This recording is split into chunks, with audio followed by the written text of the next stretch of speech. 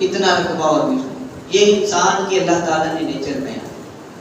اور دوسری چیز جو بیان فرمائی تھی ثم لتسألن یومئذ عن النعیم، کہ اللہ تعالیٰ نعمتوں کا سوال کرے گا.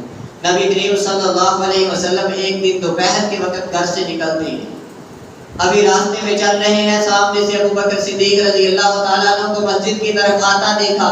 نبی نے سوال کیا ابو بکر کدھر جا رہے ہو؟ کہا اللہ کے نبی جس چیز نے آپ کو گھر سے نکلنے پہ مجبور کیا ہے اسی چیز نے مجھے گھر سے نکلنے پہ مجبور کیا ہے. دونوں چل پڑتے ہیں، ابو بکر بھی اور رسول بھی راستے میں تھوڑا سا سفر طے کرتے ہیں. سامنے سے عمر فاروق کو آتا دیکھا، وہی سوال کیا نبی نے، اے عمر کون سی چیز نے تجھے گھر سے نکلنے پہ مجبور کیا؟ عمر نے جواب دیا اللہ کے نبی جس چیز نے تمہیں گھر سے نکلنے پہ مجبور کیا ہے، آپ کو گھر سے نکلنے پہ مجبور کیا ہے، وہی چیز مجھے گھر سے نکلنے پہ مجبور کر رہی ہے اور میں گھر سے نکل آیا.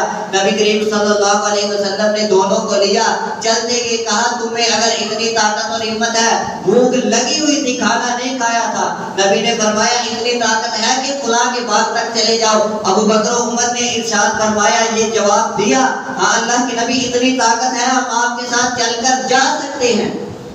نبی کریم صلی اللہ علیہ وسلم اور ابو بکر صدیق عمر فاروق ساتھ چلتے چلتے ابو الحیثم صحابی ہیں، ان کے باغ کے جو ہے وہ دروازے پہ جا پہنچتے ہیں. باغ کا دروازہ کھٹکھٹایا، السلام علیکم کہا، سامنے سے کوئی جواب نہ آیا. ابو الحیثم کی بیوی جو ہے وہ دروازے کے پیچھے کھڑی تھی، اس نے آہستہ آواز میں جواب دیا وعلیکم السلام. نبی نے پھر السلام علیکم کہا، انہوں نے پھر جواب دیا، نبی نے پھر السلام علیکم کہا. 3 مرتبہ نبی کریم صلی اللہ علیہ وسلم نے جو ہے اس کو سلام کو دہرایا.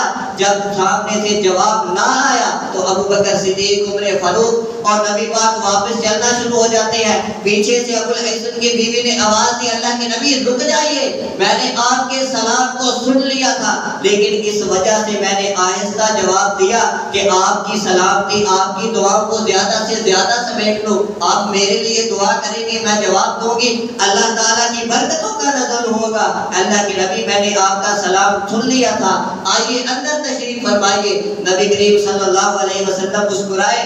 آپ کے اس عمل کو، ابو الحسن کی بیوی کے اس عمل کو آپ نے سراہا کہ بہت اچھی بات ہے، اگر ایسا کیا ہے تو نیت اچھی ہے. ابو الحسن کے بارے میں پوچھا، بیوی سے سوال کیا کہ کہاں ہے تمہارا خاوند؟